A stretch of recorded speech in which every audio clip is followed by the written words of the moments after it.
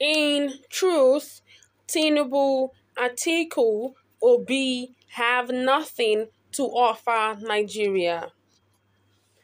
A fortnight ago, over 90% of the Nigerian voting electorate who went out to cast their votes in the presidential elections actually voted for the wrong persons.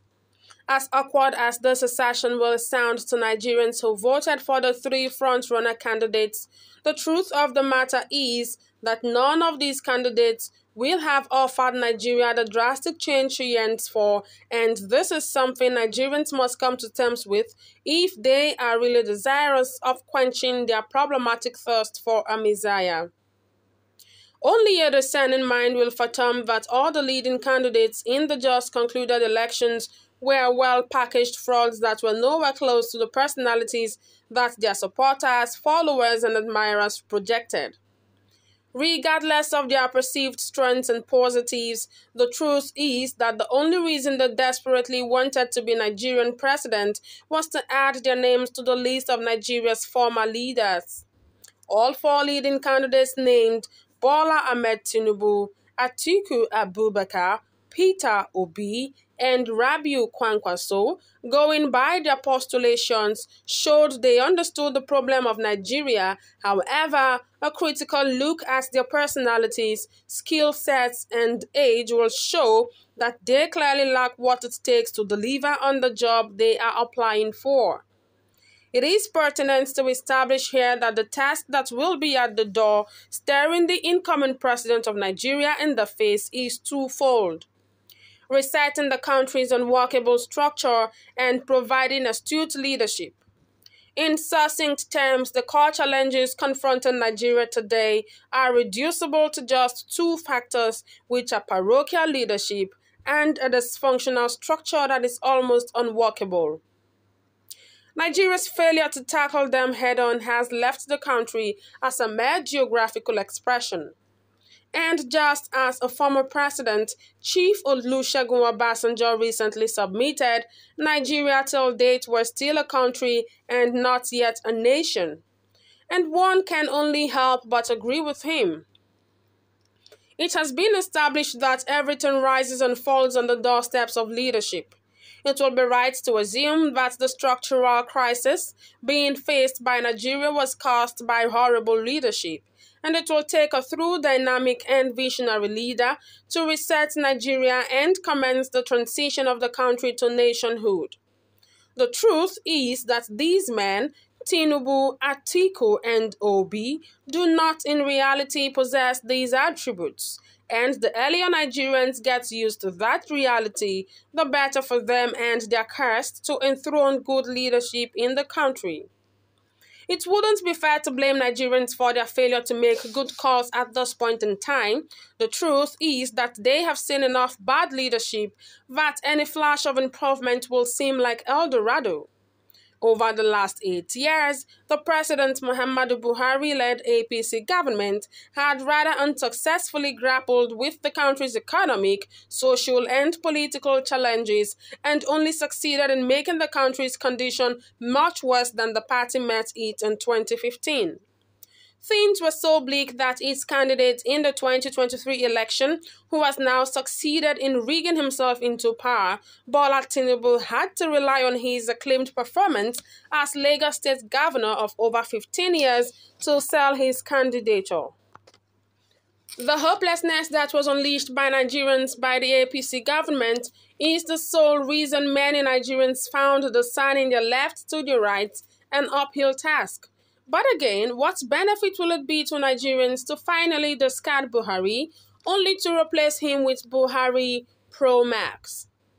None of the leading presidential candidates will have performed exceptionally well when compared to Buhari because Nigeria's federation to begin with is skewed right from independence.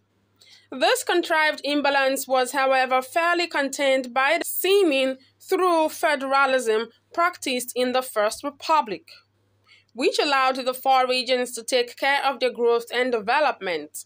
However, the military incursions into the country's governance space transformed the country from a thriving federal system to a unitary system, with almost all the powers meant for the development of the federating units tied in the exclusive list of the unitary 1999 Constitution. Unlike what obtains in functional federal systems, power, security, railways, ports, LGs, and state assembly autonomy, solid minerals, and so on are all on the exclusive list that is reserved for the federal government of Nigeria. This is what turned the country into a unitary system in a federal environment with over 250 ethnic nationalities bunched together by sheer force, and hence nothing is working. This makes Nigeria federal only in name. For example, the claim that the power sector has been privatized is also a ruse, since the federal government is still holding 100% of transmission, one of the three components of power, and 40% of generation, yet another component. In a federal system, federating units generate their electricity and distribute it, and yet this is not permitted in Nigeria. On security of all 26 countries of the world practicing federalism, only Nigeria runs a centralized police system. No surprise that security has failed woefully in Nigeria, with terrorists and bandits running the cities and operating freely and attacking even the federal capital territory.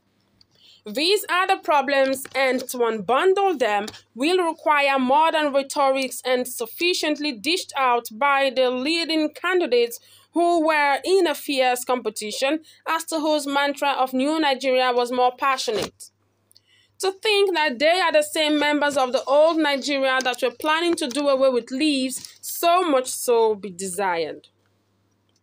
The bitter truth is that none of the three leading candidates has what it takes to resolve the country's dire condition, because they all lack the intellectual dynamism, leadership acumen, and political acumen needed to overhaul the dysfunctional structure from unitary back to federalism as the numero uno priority.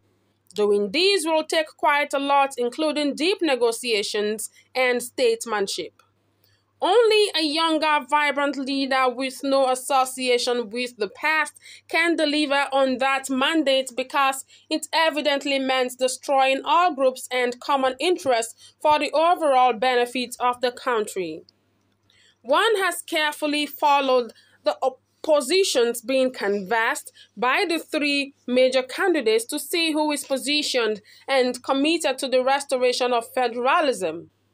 APC's candidate has never said anything in that direction.